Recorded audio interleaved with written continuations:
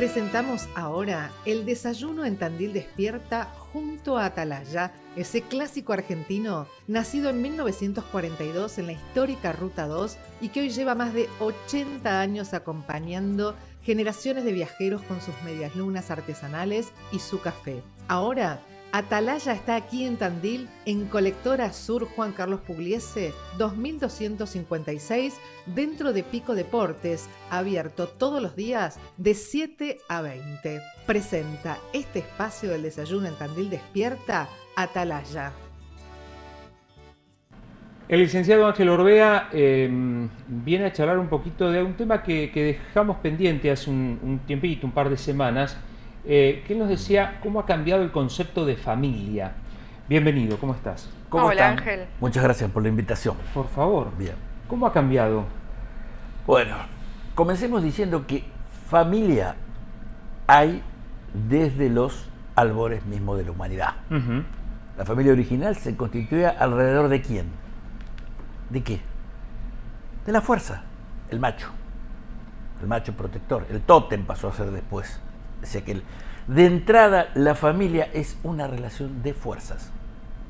Cuando hablas del tótem lo tomás como un dios, digamos. Claro, fue reemplazado, ese macho poderoso original, fue reemplazado después por un tótem, que es un animal, una figura, qué sé yo, el oso, el tigre, y ahí se construye el dios.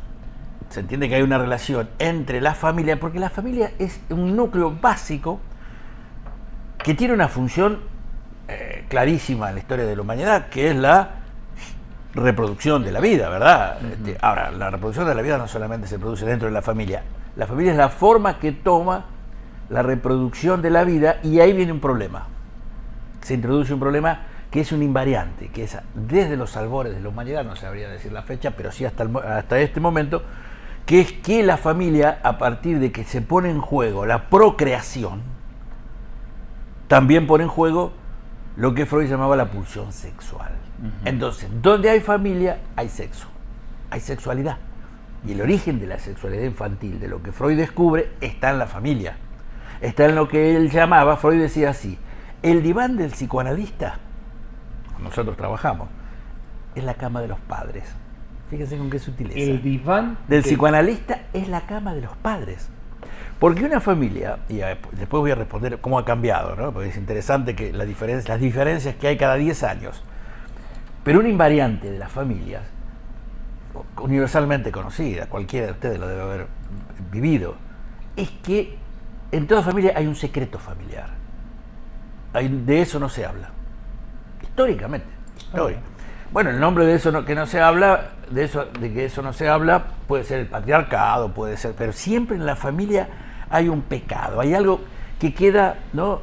Y a partir entonces de esos puntos, momentos, esas situaciones no dichas en una familia, surge la curiosidad, el enigma para los hijos. Porque recuerden que en una familia están los mayores, los padres, y están los niños. Y que una familia, vamos a decirlo claramente, se constituye a partir de que hay hijos. Cónyuges, ¿no es cierto? El convivium. ¿No se considera familia? Sí, desde el punto de vista del derecho, sí, claro. Sí, estamos hablando estructuralmente, estamos hablando libidinalmente. Yo como psicoanalista tengo que manejarme dentro de un campo que establece el psicoanálisis, que es la libido. ¿Qué quiere decir la libido? Que hay satisfacción cuando uno habla, cuando uno fuma, cuando uno va al baño. Hay satisfacciones inconscientes y que esas satisfacciones nos mueven, nos determinan, de la misma manera que nos determina la razón, la educación, etc. Entonces, en un individuo vos tenés las satisfacciones inconscientes y los razonamientos conscientes. Y la vida humana, para los psicoanalistas, consiste en una lucha entre lo que Freud llamaba consciente e inconsciente. Lo digo sintéticamente, es mucho más, pero no se entiende esto. Entonces, la familia es la matriz. Ustedes me están preguntando por la matriz de la sociedad. No hay sociedad sin familia. Ahora bien, la familia original, lo que se llamaba los griegos le daban un nombre, economía, era una función económica, economato, porque ese macho protector se encargaba del alimento, se encargaba del cobijo, etc.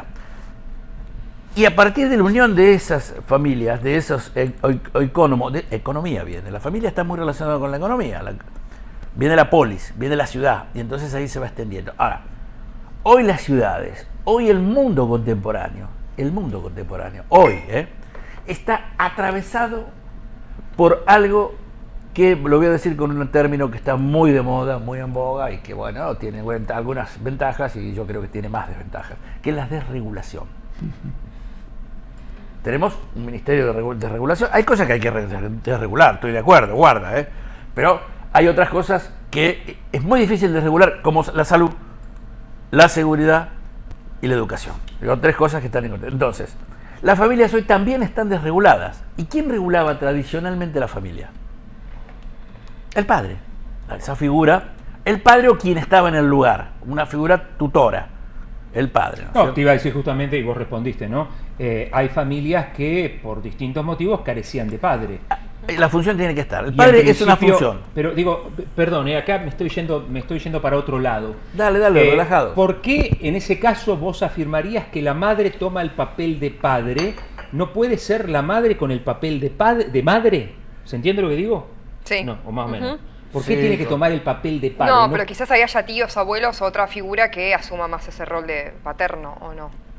La paternidad es una variable, es una X, viste, como en la lógica, Sí, con un se puede paréntesis, despejar. se puede reemplazar. Lo importante es que esté y que incluso que se mueva, porque si se fija, tenemos entonces un clero, una religiosidad, una iglesia. Una familia puede ser una iglesia. No es muy conveniente, tampoco que se desajuste, pero en principio lo que empezó a permutar es ese lugar del padre que coincidía con el hombre. Eso empezó a permutar.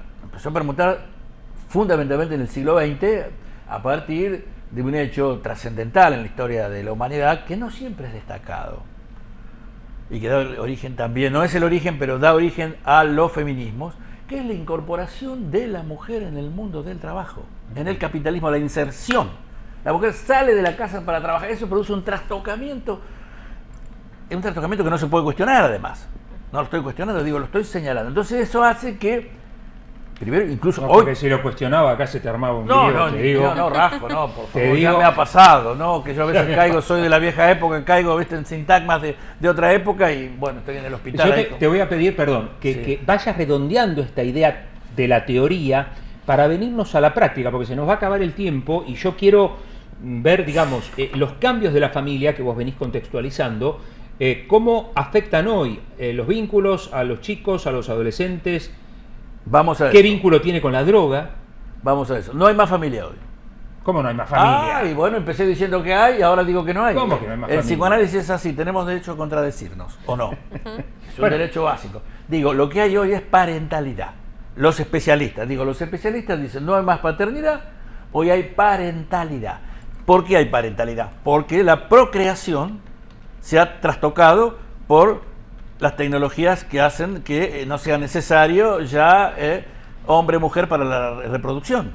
Desde los años 50, cuando se puede interrumpir el embarazo, ustedes piensen que con la pastilla, con la píldora, se trastocó a la humanidad.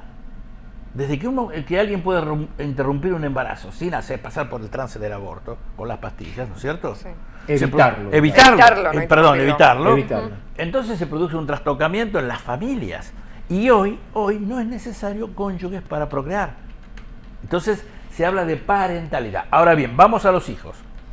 El producto de una familia son los hijos. Hoy, por ejemplo, hoy es muy complicado esto porque cuando una familia se produce por los hijos, es decir, son dos que tienen un hijo y a partir de que tienen un hijo se unen, es muy complicado para ese hijo, porque ese hijo aparece como la condición de la familia. ¿Se entiende?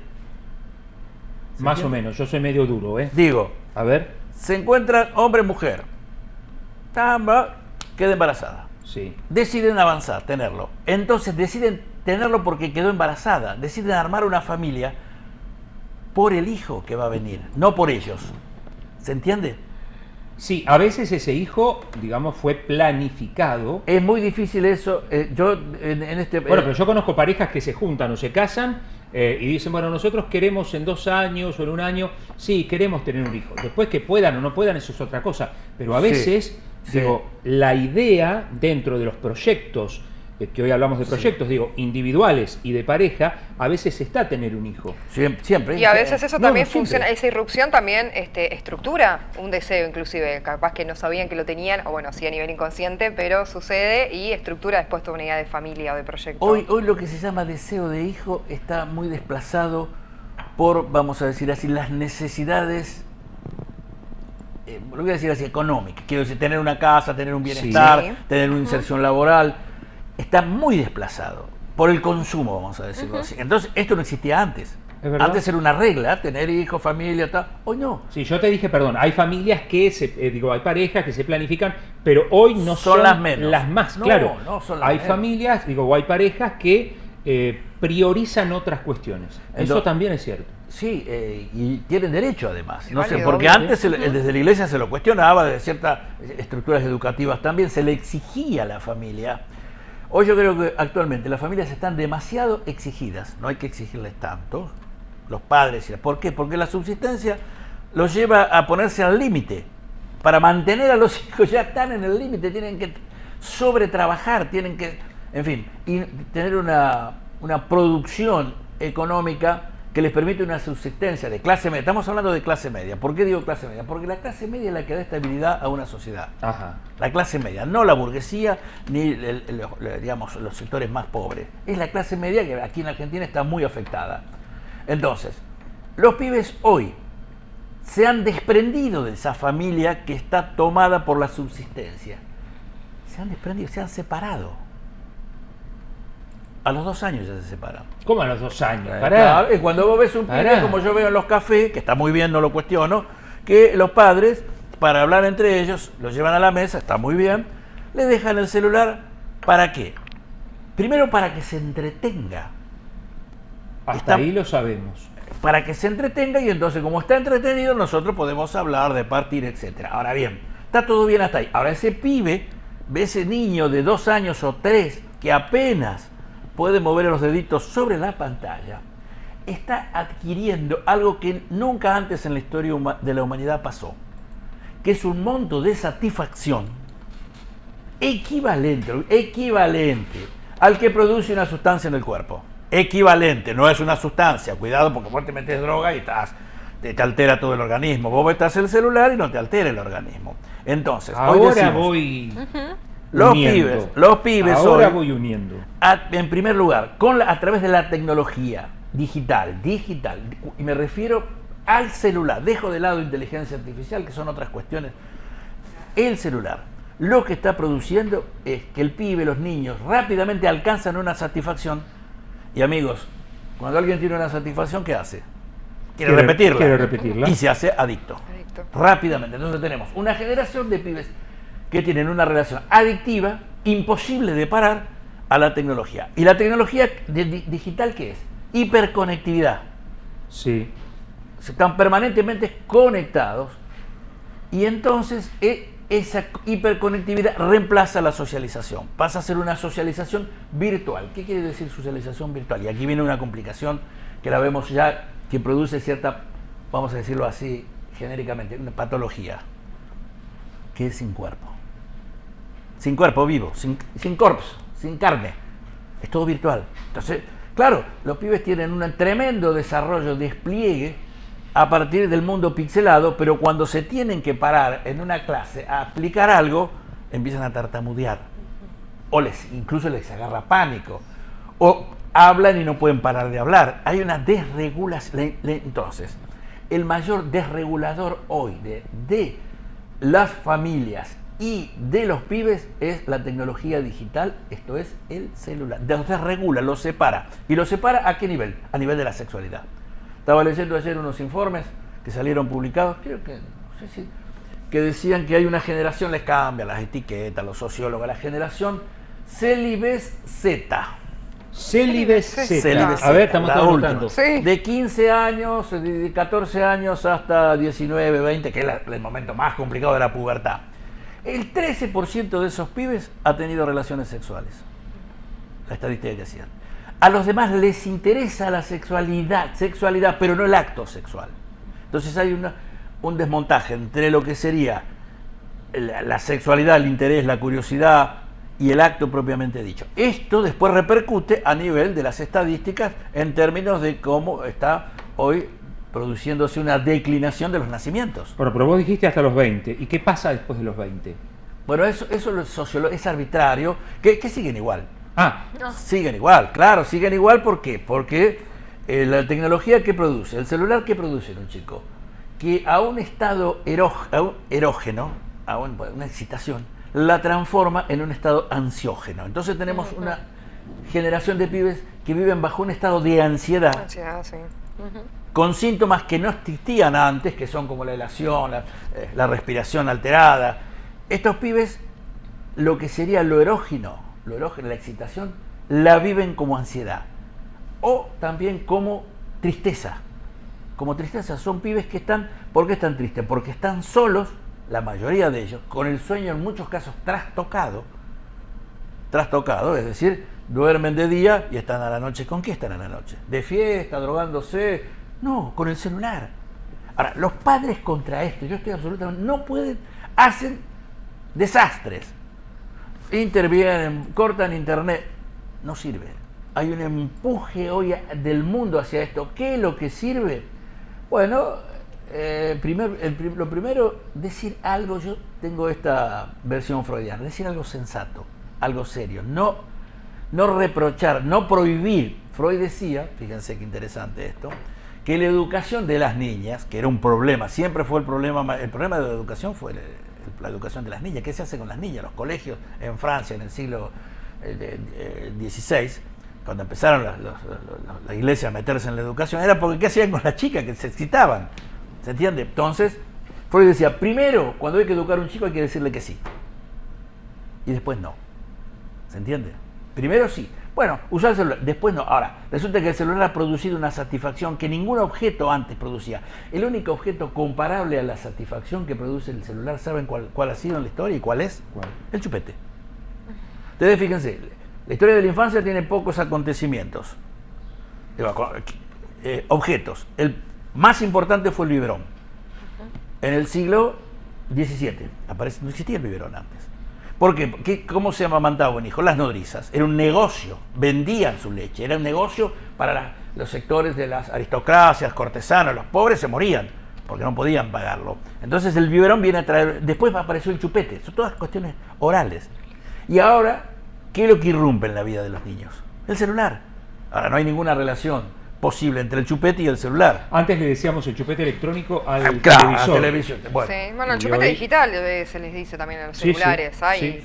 El chupete, me acuerdo que antes se hablaba de lo mal que producía la televisión, los dibujitos. Bueno, ahora ya esto es una antiguaya. Sí. Los pibes ni ven televisión. Totalmente. Ahora, no ven televisión. Sí. No mueven el cuerpo, tienen ocio permanente, viven en un estado de los padres, dicen, pero está todo el día, no se mueve, le digo, ¿es que es un enfermo? No, no es un enfermo, es un pibe contemporáneo, de este mundo contemporáneo. ¿Qué va a pasar con esto? No lo sabemos. Lo primero que nosotros como profesionales de la salud mental tenemos que saber es que esto no es enfermedad, que no hay que tratarlos como enfermos. Son sujetos más contemporáneos que yo y quizás que ustedes. Bien, ¿qué hacemos entonces, los que nos preocupamos por eso? Tener una mirada contextual.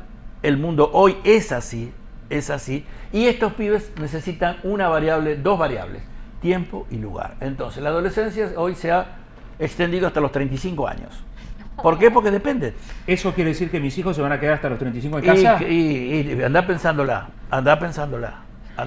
Si no es en tu casa, van a tener una distancia con vos de estar siempre, no apoyados en cuanto a expectativas, en cuanto que tengo a mi padre. No, la vida consiste en no, lo tengo, pero ahora soy yo. Perdón, ¿se sigue matando al padre en términos freudianos? No, eso fue un mito, nunca se... El padre es un objeto de amor y es un objeto de odio. ¿Por qué? Porque el padre que prohibía, que te decía... Te ponía límites. Anda a la escuela, no te quedes. Ese padre después se ganaba el odio. Sí. Es cierto que los hijos odiaban a los padres porque los padres pero también sobre una base de amor y odio.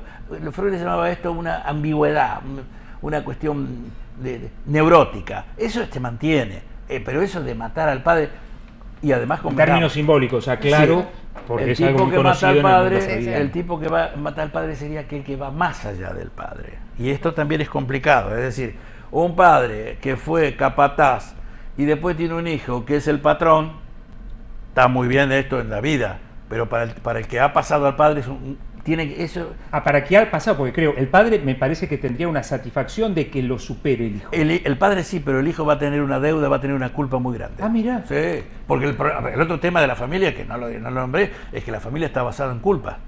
Culpa, inhibición, angustia. Pero, perdón, ¿esos no son los límites que la familia tiene que poner? Sí, pero se viven con afectos. Un afecto es la culpa. ¿Por qué? Porque el sujeto neurótico, el solo pensar en algo, lo carga de culpa, sin haberlo hecho. Tenemos que volver a invitarte, perdóname, pero cada vez que venís ya te comprometemos para la próxima porque siempre nos queda corto. Siempre nos queda corto. Parece un ¿Les seminario de parece? Lacan, con ¿Viste? Ángel Orbea. Estamos acá. No, es que me encanta. Bueno, Cori se pero trans. oigan, yo les voy a contar algo y les voy a decir también a las de las medias lunas. Atalaya. ¿Qué tenés Atalaya. para Iba decir? a ir a Atalaya después que saliera de acá. Como en otras mandaron medias lunas, no voy a ir. No van a- se van a parece privar de mí, perfecto. no me van a tener de cliente. Nosotros vamos a Esperábamos, hacer sí. una campaña similar. Sí. Ángel, muchas gracias. No, en serio. gracias.